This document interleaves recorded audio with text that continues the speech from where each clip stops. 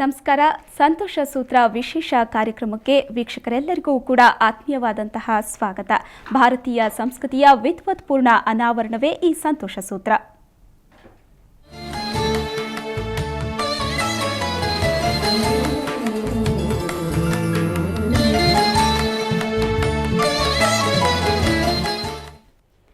ಇವತ್ತಿನ ಕಾರ್ಯಕ್ರಮದಲ್ಲಿ ನಮ್ಮೊಂದಿಗಿದ್ದಾರೆ ವಿದ್ಯಾವಾಚಸ್ಪತಿ ಡಾಕ್ಟರ್ ಸಂತೋಷ್ ಗುರೂಜಿ. ಬನ್ನಿಯವರನ್ನ ಕಾರ್ಯಕ್ರಮಕ್ಕೆ ಸ್ವಾಗತಿಸೋಣ. ನಮಸ್ತೆ ಗುರೂಜಿ, ಕಾರ್ಯಕ್ರಮಕ್ಕೆ ಸ್ವಾಗತ.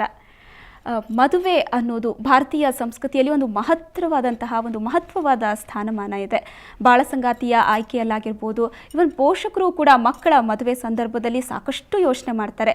ಯಾವ ರೀತಿಯಾದಂತಹ ಮನೆ ಕೊಡಬೇಕು, ಮನೆ ಜನರ ಬಗ್ಗೆ ಆಗಿರ್ಬೋದು, ಬಾಳ ಸಂಗಾತಿ ಬಗ್ಗೆ ಆತ ಹೀಗೆ ಇರಬೇಕು, ಮಗಳನ್ನ ಇಷ್ಟೇ ಚೆನ್ನಾಗಿ ನೋಡ್ಕೋಬೇಕು ಅನ್ನುವಂಥ ಆಸೆನ ಆಕಾಂಕ್ಷೆನ ಇಟ್ಕೊಂಡಿರ್ತಾರೆ. ಈ ಮದುವೆ ಅನ್ನೋದು ಸ್ವರ್ಗದಲ್ಲೇ ನಿಶ್ಚಿತವಾಗಿರುತ್ತೆ ಅಂತ ಹೇಳ್ತಾರೆ. ಇದು ಎಷ್ಟು ಮಟ್ಟಿಗೆ ಇದು ನಿಜ? ಹಾಗೆಯೇ ನಮ್ಮ ವಿಧಿ ಕೂಡ ಈ ಒಂದು ಮದುವೆ ವಿಷಯದಲ್ಲಿ ತುಂಬಾ ಪ್ರಮುಖವಾದ ಪಾತ್ರ ವಹಿಸುತ್ತಾ ಹೇಗೆ? ಇದ್ರ ಬಗ್ಗೆ ಏನು ಹೇಳ್ತೀರಾ ಗುರುಜಿ? ಒಂದು ಬದುಕು ಅಂತ ನಿರೂಪಿಸಿಕೊಟ್ಟಿದ್ದೇ ಈ ದೇಶ. ವಿಶ್ವದಲ್ಲಿ ಹೇಗೆ ಬದುಕಬೇಕು, ಹೇಗೆ ಸಹಬಾಳ್ವೆ ಹೇಗಿರಬೇಕು, ಸಮನ್ವಯತೆ ಹೇಗಿರಬೇಕು, ಅನುರಾಗ ಹೇಗಿರಬೇಕು, ಅನುಕಂಪ ಹೇಗಿರಬೇಕು. ಒಂದು ಕುಟುಂಬದಲ್ಲಿ ಇಷ್ಟು ಅಗತ್ಯ ಇದ್ದರೆ ಅದೊಂದು ಕುಟುಂಬ ಅಂತ ಆದಿತ್ತು. ಅದಿಲ್ಲದೇ ಇದ್ದರೆ ಈ ಪ್ರಾಣಿಗಳ ರೀತಿಯಲ್ಲಿ ಒಂದು ಗಂಡು ಒಂದು ಹೆಣ್ಣು, ಆ ಮರಿಗಳು, ಇದು ಹೆಂಗೆ ಎಷ್ಟೋ ದಿವಸಗಳ ಕಾಲ ಬದುಕದ ಹಾಗೆ ಬದುಕಿ ಹೋಗುವಂಥ ಕಾಲವೇ ಇತ್ತು ಒಂದು ಕಾಲದಲ್ಲಿ.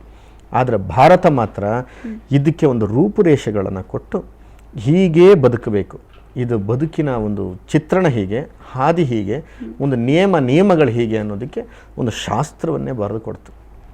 ಇಂತಹ ಶಾಸ್ತ್ರಗಳಲ್ಲಿ ಸಮಾಜ ಅಂತಂದ್ರೇನು, ತನ್ನ ಮನೆ ಅಂತಂದ್ರೇನು, ಸಮಾಜಕ್ಕೂ ಈತನ ಬದುಕಿಗೂ ಏನು ಸಂಬಂಧ, ಈತ ಅಂದರೆ ಎಷ್ಟು ಈತನಿಗೆ ಸಂಬಂಧಪಟ್ಟವರು ಯಾರೆಲ್ಲ, ಈತನ ಪತ್ನಿ, ಈತನ ಮಕ್ಕಳು, ಈತನ ಮಕ್ಕಳಿಗೆ ಈತನ ಏನು ಅರ್ಹತೆಗಳು, ಏನು ಕರ್ತವ್ಯಗಳು, ಏನು ಧರ್ಮನಿಷ್ಠೆ, ಏನು ಕರ್ಮನಿಷ್ಠೆ, ಇವಿಷ್ಟುಗಳು ಹೇಗೆ ಹೇಗೆ ಹೇಗೆ ಅಂತೇಳಿ ಕೊಡ್ತಾ ಬಂತು.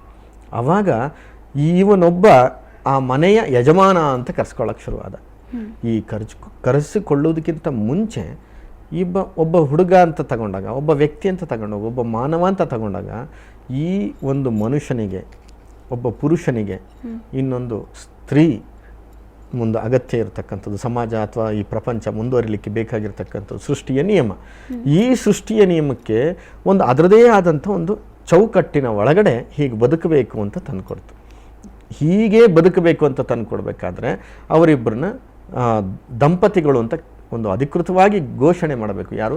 ಗುರು ಹಿರಿಯರ ಸಮ್ಮುಖದಲ್ಲಿ ನಡಿಬೇಕಾದಂಥದ್ದು. ಈ ದಂಪತಿಗಳು ಹೇಗೆ ಬದುಕಬೇಕು, ಆಮೇಲೆ ಹೇಗೆ ಅವರು ಜೀವನವನ್ನು ರೂಢಿಸ್ಕೊಂಡು ಹೋಗಬೇಕು, ಹೇಗೆ ಜೀವನದಲ್ಲಿ ಇವರಾಗಿ ಅವರಿಗೆ ಇವರಾಗಿ ಇರಬೇಕು, ಇವುಗಳನ್ನೆಲ್ಲ ಬರ್ಕೊಟ್ಟಿರ್ತಕ್ಕಂಥ ಒಂದು ಚಿತ್ರಣ ಕೊಟ್ಟಿರ್ತಕ್ಕಂಥ ದೇಶ ಈ ಭಾರತ. ಅವತ್ತಿಂದನೂ ಮದುವೆ ಅಂತಂದರೆ ಏನು ಅನ್ನೋದನ್ನು ತಂದುಕೊಡ್ತು. 8 ವಿಧವಾಗಿರ್ತಕ್ಕಂಥ ಮದುವೆಗಳಿವೆ. ಆ 8 ವಿಧಗಳಂತ ಮದುವೆ ಹಿಂದೆಯೂ ನಡ್ಕೊಂಡು ಬಂದಿರತಕ್ಕಂಥದ್ದಿದೆ. ಇವತ್ತಿನವರೆಗೂ ಸಹ 8 ಥರದ ನಡೀತಕ್ಕಂಥದ್ದನ್ನು ನಾವು ನೋಡ್ತಾ ಇದ್ದೇವೆ. ಅವುಗಳ ಬಗ್ಗೆ ಮುಂದಿನ ದಿನಗಳಲ್ಲಿ ವಿವರಣೆ ಮಾಡ್ತಾ ಹೋಗೋಣಂತೆ. ಆದರೆ ಇವತ್ತಿನ ಪರಿಸ್ಥಿತಿಗೆ ನಾವು ಹೋಲಿಸಿದ್ರೆ ಎಷ್ಟೋ ಲಕ್ಷ ವರ್ಷಗಳ ಹಿಂದಿನಿಂದ ನಡ್ಕೊಂಡು ಬಂದಿರತಕ್ಕಂಥ ಪರಂಪರೆ ಈ ಮದುವೆ ಅನ್ನುವಂಥದ್ದು ಇವತ್ತಿನವರೆಗೂ ಸಹ ಬಂದಿದೆ. ಆದರೆ ಈ ಒಂದು 15 ವರ್ಷದಿಂದ ಅಥವಾ 10 ವರ್ಷದಿಂದ ಈಚೆಗೆ, ಇನ್ನೂ ಕಡಿಮೆ ಅಂತಂದರೆ ಈ 5 ವರ್ಷದಿಂದ ಇತ್ತೀಚೆಗಂತೂ ಮದುವೆಗಳು ನಿಲ್ಲುತ್ತಲೇ ಇಲ್ಲ. ಮದುವೆಗಳು ಮದುವೆಯಾಗಿ ಉಳಿತಾ ಇಲ್ಲ. ಅಥವಾ ಮದುವೆಗಳ ಈ ದಾಂಪತ್ಯ ಅಥವಾ ದಂಪತಿ ಮಾಡಿಕೊಟ್ಟದ್ದನ್ನು ಎಷ್ಟು ದಿನ ಉಳಿಸ್ಕೊಳ್ತಾ ಇದ್ದಾರೆ, ಯಾರು ಯಾರಿಗೆ ಪತ್ನಿ, ಯಾರು ಯಾರಿಗೆ ಪತಿ, ಎಷ್ಟು ದಿವಸ ಅನ್ನುವಂಥದ್ದು ಬಹಳ ದೊಡ್ಡ ಒಂದು ಪ್ರಶ್ನಾರ್ಥಕವಾಗಿ ಹೋಗ್ತಾ ಇದೆ. ಎಲ್ಲೋ ಒಂದು ಕಡೆ ಈ ಸಮಾಜದ ಅಥವಾ ಈ ಸಂಪ್ರದಾಯದ ಪರಂಪರೆಯ ಒಳಗಡೆ ಒಂದು ಫೌಂಡೇಶನ್ ಕಲ್ಲುಗಳು ಎಲ್ಲೋ ಒಂದು ಕಡೆಯಿಂದ ಜಾರ್ತಾ ಇವೆಯೇನೋ ಅಂತ ಅನಿಸುತ್ತೆ.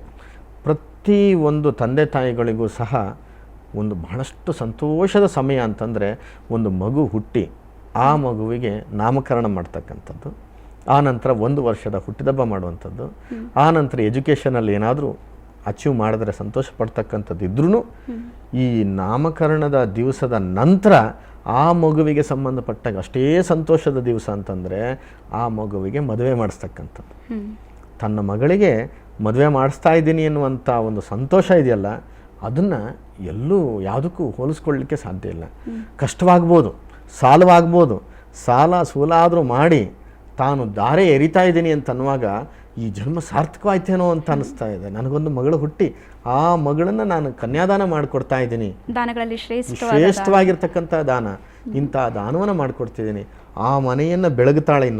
ಇನ್ನು ನನಗೊಬ್ಬ ಮಗ ಬರ್ತಾ ಇದ್ದಾನೆ. ಮಗ ಯಾರು? ಅಳಿಯನಾದಂಥವನು. ಮಗಳನ್ನು ಕೊಟ್ಟು ಮಗನನ್ನು ಪಡಿ ಅಂತ ಒಂದು ಗಾದೆ ಇದೆ. ತನ್ನ ಮಗಳನ್ನು ಕೊಟ್ಟು ಇನ್ನೊಂದು ಮಗನನ್ನು ಪಡಿಬೇಕು. ಮಗನಾಗಿ ಬರ್ತಕ್ಕಂಥ ಇನ್ನೊಬ್ಬ ಅಳಿಯ, ಅವನ ಮೇಲೆ ಅದೇ ಪ್ರೀತಿ ಅಕ್ಕರೆ. ತನ್ನ ಮಗನಿಗಿಂತಲೂ ಒಂದು ಹೆಜ್ಜೆ ಜಾಸ್ತಿ ಇರುತ್ತೆ. ಯಾಕೆಂತಂದರೆ ಮಗಳನ್ನು ನೋಡ್ಕೊಳ್ಳೋನು ಅಂತ. ಇಷ್ಟೆಲ್ಲ ಮಾನಸಿಕವಾಗಿ ಭಾವನೆಗೆ ಒಳಪಟ್ಟಿರ್ತಕ್ಕಂಥ ಒಂದು ಸಂದರ್ಭ. ಆ ಸಂದರ್ಭದಲ್ಲಿ ಸಮೇತ ಇವತ್ತಿನ ದಿವಸ ಬಹಳಷ್ಟು ವ್ಯತ್ಯಾಸವಾಗಿ ಹೋಗ್ತಾ ಇದೆ. ಎಲ್ಲೋ ಒಂದು 40 ಭಾಗ ಮಾತ್ರ ಈ ಹಿಂದಿನ ಸಂಪ್ರದಾಯದಲ್ಲಿ ನಡ್ಕೊಂಡು ಬರ್ತಕ್ಕಂಥದ್ದು. 40% ಮಾತ್ರ ಹಿಂದಿನ ಸಂಪ್ರದಾಯದಂತೆಯೇ ಕನ್ಯಾದಾನ ಮಾಡಿ ಹುಡುಗನ್ನ ಆರಿಸಿ ಮದುವೆ ಮಾಡ್ತಕ್ಕಂಥದ್ದು ಉಳಿತಾ ಇದೆ. ಹಾಗಿದ್ರೆ 60 ಭಾಗದಲ್ಲಿ ಏನಾಗಿ ಹೋಗಿದೆ 100ರಲ್ಲಿ? ಅದು ಯೋಚನೆ ಮಾಡಬೇಕಂತ ಸಂದರ್ಭ. 60 ಭಾಗದಲ್ಲಿ ಒಂದು 10 ಭಾಗ ಅಂತೂ 10% ಭಾಗ ತಂದೆ ತಾಯಿಗಳಿಗೆ ಗೊತ್ತಿಲ್ಲದೆ ಮದುವೆಗಳಾಗಿ ಹೋಗ್ತಕ್ಕಂಥದ್ದಿದೆ. ಯಾರ ಜೊತೆಗೋ ಸಂಬಂಧ, ಯಾರ ಜೊತೆಗೋ ಇರ್ತಕ್ಕಂಥದ್ದು, ಎಲ್ಲೋ ಇರುವಂಥದ್ದು, ಕಡೆಗೆ ತಂದೆ ತಾಯಿಗಳ ಕನೆಕ್ಷನೇ ಇಲ್ಲದೆ ಇರ್ತಕ್ಕಂಥದ್ದು, ಸ್ವಲ್ಪ ದಿವಸಕ್ಕೆ ಆಕೆನೋ ಎಲ್ಲೋ ಈತನೋ ಎಲ್ಲೋ ಈ ಥರ ಆಗುವಂಥದ್ದು. ಮತ್ತು ಕೆಲವೊಂದು ಸಂದರ್ಭದಲ್ಲಿ 25% ಭಾಗದಷ್ಟು ತಾನು ಪ್ರೀತಿಸಿ ಅಥವಾ ಇನ್ನೊಬ್ಬ ಮಗನಾಗಲಿ ಮಗಳಾಗಲಿ ಪ್ರೀತಿಸಿ ಮದುವೆ ಆಗಿರ್ತಕ್ಕಂಥದ್ದು. ಆ ಪ್ರೀತಿಸಿ ಮದುವೆ ಆಗಿರುವಂಥದ್ರೊಳಗೆ, ಪ್ರೇಮಿಸಿ ಮದುವೆ ಆಗಿರೋದ್ರೊಳಗೆ ಎಷ್ಟು ಜನ ಅದರೊಳಗೆ ಸಕ್ಸಸ್ ಆಗಿದ್ದಾರೆ, ಎಷ್ಟು ಜನ ಹೊಂದಾಣಿಕೆಯಲ್ಲಿ ಬದುಕ್ತಾ ಇದ್ದಾರೆ, ಎಷ್ಟು ಜನ ಈ ನಿಶ್ಚಿತಾರ್ಥದಿಂದಲೇ, ಅಂದರೆ ಈ ಗುರು ಹಿರಿಯರ ಸಮ್ಮುಖದಲ್ಲಿ ನಿಶ್ಚಯದಿಂದಲೇ ಮದುವೆ ಆಗಿದ್ದರೂ ಸಹ, ಅರೇಂಜ್ಡ್ ಮ್ಯಾರೇಜ್ ಆಗಿದ್ದರೂ ಸಮೇತ ಅದೇ ರೀತಿಯಲ್ಲಿ ಸಂತೋಷಕ್ಕಿಂತಲೂ ಹೆಚ್ಚಿಗೆ ಸಂತೋಷದಲ್ಲಿ ಇರುವಂಥವ್ರು ಇದ್ದಾರೆ. ಅದು ಎಷ್ಟು ಜನ? ಇವುಗಳನ್ನೆಲ್ಲ ಲೆಕ್ಕ ಹಾಕಿ ನೋಡಿದಾಗ ಎಷ್ಟೋ ತಂದೆ ತಾಯಿಗಳು ಬಂದು ಅಳತಕ್ಕಂಥದ್ದು ಅಥವಾ ವ್ಯಕ್ತಪಡಿಸ್ತಕ್ಕಂಥದ್ದು ಒಂದೇ ಒಂದು ಮಾತು ಏನಂತಂದರೆ, ಎಜುಕೇಷನ್ ಎಲ್ಲ ಮುಗಿದಿದೆ, ನನ್ನ ಮಗನಿಗೆ ಎಜುಕೇಷನ್ ಮುಗಿದಿದೆ, ಅವನು ಯಾವುದೋ ಒಂದು ಹುಡುಗಿನ ಪ್ರೀತಿಸಿದ್ದಾನೆ, ನಮಗೊಂದು ಸ್ವಲ್ಪನೂ ಇಷ್ಟ ಇಲ್ಲ, ಏನು ಮಾಡಬೇಕು? ಈ ಕಡೆ ಮಗನನ್ನು ಬಿಡಲಿಕ್ಕೂ ಆಗೋದಿಲ್ಲ, ಆ ಕಡೆ ಅವಳನ್ನು ಮನೆಗೆ ತುಂಬಿಸ್ಕೊಳ್ಳಿಕ್ಕೂ ಆಗೋದಿಲ್ಲ. ಅದೇ ರೀತಿಯಾಗಿ ಮಗನದ್ದಾದರೂ ಒಂದು ಸಂದರ್ಭದಲ್ಲಿ ಹೆಂಗಾದರೂ ಆಗಲಿ ಅಂತ ಬಿಟ್ಟಾರು. ಆದರೆ ಮಗಳನ್ನು ಕೊಡಬೇಕಾದ್ರೆ ಆ ಹುಡುಗ ಏನು ಅನ್ನೋದನ್ನು ಯೋಚನೆ ಮಾಡೇ ಮಾಡ್ತಾರೆ. ಈ ಹುಡುಗನಿಗೆ ನನ್ನ ಮಗಳನ್ನು ಕೊಡಬೇಕಾ? ನನ್ನ ಮಗಳು ಯಾರನ್ನೋ ಪ್ರೀತಿಸಿದಾಳೆ, ಆ ಹುಡುಗನಿಗೆ ನೋಡಿದ್ರೆ ಒಂದು ಎಜುಕೇಷನ್ ಇದ್ದರೆ ಕೆಲಸ ಸರಿ ಇರಲಿಕ್ಕಿಲ್ಲ, ಕೆಲಸ ಇದ್ದರೆ ಎಜುಕೇಷನ್ ಇರಲಿಕ್ಕಿಲ್ಲ, ಕೆಲಸ ಎಜುಕೇಷನ್ ಎರಡೂ ಇದ್ದರೆ ನಮ್ಮ ಜಾತಿಯವನಲ್ಲ, ನಮ್ಮ ಜಾತಿಯವನು ಆಗಿದ್ದು ಎಲ್ಲವೂ ಇದೆ, ಈ ಕಡೆ ಎಜುಕೇಷನು ಇಲ್ಲ, ಈ ಕಡೆ ಕೆಲಸನೂ ಇಲ್ಲ, ಬರೀ ಜಾತಿ ಹುಡುಗ ಇದ್ದಾನೆ, ಮತ್ತೆಲ್ಲವೂ ಇರುತ್ತೆ, ಅವನು ನೋಡಲಿಕ್ಕೇ ಸಾಧ್ಯವಿಲ್ಲ, ಆ ರೀತಿಯಾಗಿದ್ದಾನೆ. ಆಮೇಲೆ ಎಲ್ಲ ಎಜುಕೇಷನು ಇದೆ, ದುಡ್ಡು ಇದೆ, ಸಂಪ್ರದಾಯದವರು ಹೌದು, ಎಲ್ಲವೂ ಹೌದು, ಕುಡಿತದ ಚಟ ಇದೆ, ಬೇಡದಿದ್ದೆಲ್ಲ ಅವನಿಗೆ ಅಭ್ಯಾಸಗಳಿದೆ, ಅವನಿಗೆ ಹೇಗೆ ಸ್ವಾಮಿ ಹುಡುಗನ ಕೊಡೋದು? ಇವೆಲ್ಲ ಯಾವಾಗ ಯೋಚನೆ ಬರುತ್ತೆ ಅಂತಂದಾಗ ಇವರವರೇ ಆಯ್ಕೆಗಳನ್ನು ಮಾಡಿಕೊಂಡು ಯಾವತ್ತೂ ಗೊತ್ತಿಲ್ಲದೆ ಮದುವೆ ಸಂದರ್ಭಕ್ಕೆ ಗೊತ್ತಾಗಿಬಿಟ್ಟಾಗ ದೊಡ್ಡ ಒಂದು ಈ ವಿಭ್ರಮೆ ಅಂತ ಹೇಳ್ತಾರಲ್ಲ, ಒಂದು ಸರ ಶಾಕ್ ಆಗ್ತಕ್ಕಂಥದ್ದು.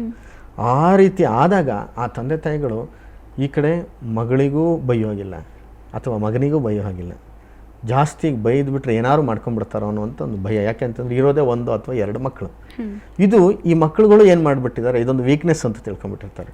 ನಮಗೆ ಜಾಸ್ತಿ ಹೆದರ್ಸೋಕ್ಕಾಗೋದಿಲ್ಲ, ಹೆದರಿಸ್ಬಿಟ್ರೆ ನಾವೇನೋ ಮಾಡಿಬಿಡ್ತೀವಿ ಅಥವಾ ಸತ್ತೋಗ್ಬಿಡ್ತೀವಿ, ಅಮ್ಮಂಗೆ ಹೆದರಿಸ್ಬೋದು, ಅಪ್ಪನಿಗೆ ಹೆದರಿಸ್ಬೋದು ಅನ್ನುವಂಥ ಒಂದು ಬ್ಲ್ಯಾಕ್ ಮೇಲ್ ಮಾಡ್ತಕ್ಕಂಥದ್ದು ಶುರುವಾಗ್ಬಿಟ್ಟಿದೆ.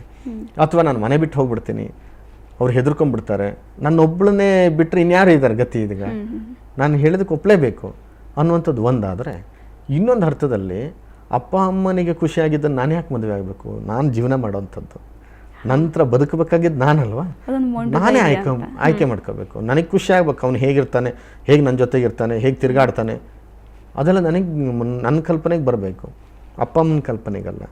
ಆ ಕಲ್ಪನೆಗೆ ಅವ್ರನ್ನ ಕನ್ವಿನ್ಸ್ ಮಾಡ್ಬೇಕಾದ್ರೆ ಹೇಗೆ? ಅದಕ್ಕೆ ಸರಿಯಾಗಿರ್ತಕ್ಕಂಥ ಹೆದರಿಸುವಿಕೆ ಅಥವಾ ಬ್ಲ್ಯಾಕ್ ಮೇಲ್ ಮಾಡ್ತಕ್ಕಂಥದ್ದು ಅಥವಾ ಮಾತಿನಲ್ಲಿ ಅವ್ರನ್ನ ಕಟ್ ಹಾಕ್ತಕ್ಕಂಥದ್ದು, ಇಷ್ಟು ಕಲಿಯುವಂಥದ್ದು ಸಮೇತ ಈ ವ್ಯವಸ್ಥೆ ಬಂದು ಹೋಗಿದೆ. ಇದರೊಳಗೆ ಮುಖ್ಯ ಪಾತ್ರ ಈ ವ್ಯವಸ್ಥೆನಲ್ಲಿ ಯಾವುದು ಅಂತಂದರೆ ಈ ಚಲನಚಿತ್ರಗಳು ಸುಮಾರು 10 ವರ್ಷದಿಂದ ಈಚೆಗೆ ಕೇವಲ ಪ್ರೇಮಕ್ಕೆ ಸಂಬಂಧಪಟ್ಟಿದ್ದೇ ಚಿತ್ರಗಳು ಬಂದುಬಿಟ್ಟು ಸಮಾಜ ಒಂದು ಹಂತದಲ್ಲಿ ಹಾಳಾಗಲಿಕ್ಕೆ ಇಂಥ ಫಿಲಮ್ಗಳೇ ಮುಖ್ಯವಾಗಿ ಕಾರಣವಾಗೋಯಿತು. ಅಪ್ಪ ಅಮ್ಮ ಮಾತಾಡುವಾಗ ಅವರಿಗೆ ಹೇಗೆ ವಿರುದ್ಧವಾಗಿ ಮಾತಾಡಬೇಕು, ಅವ್ರನ್ನ ಹೇಗೆ ಕಟ್ಟಿ ಹಾಕಬೇಕು, ಅವ್ರನ್ನ ಹೇಗೆ ಬಾಯಿ ಮುಚ್ಚಿಸ್ಬೇಕು ಅನ್ನುವಂಥದ್ದು ಚಲನಚಿತ್ರಗಳು ಬರ್ಕೊಟ್ಟಿರ್ತಕ್ಕಂಥ ಡೈಲಾಗ್ಗಳೇ ಈ ಮಕ್ಕಳನ್ನು ದಾರಿ ತಪ್ಪಿಸ್ಲಿಕ್ಕೆ ಒಂದು ರೀತಿಯಲ್ಲಿ ಕಾರಣವಾಗಿದೆ. ಇದನ್ನು ನೈತಿಕ ಹೊಣೆಯನ್ನು ಎಲ್ಲ ನಿರ್ದೇಶಕರು, ಪ್ರೊಡ್ಯೂಸರ್ಗಳು ಹೊರಬೇಕಾಗತ್ತೆ.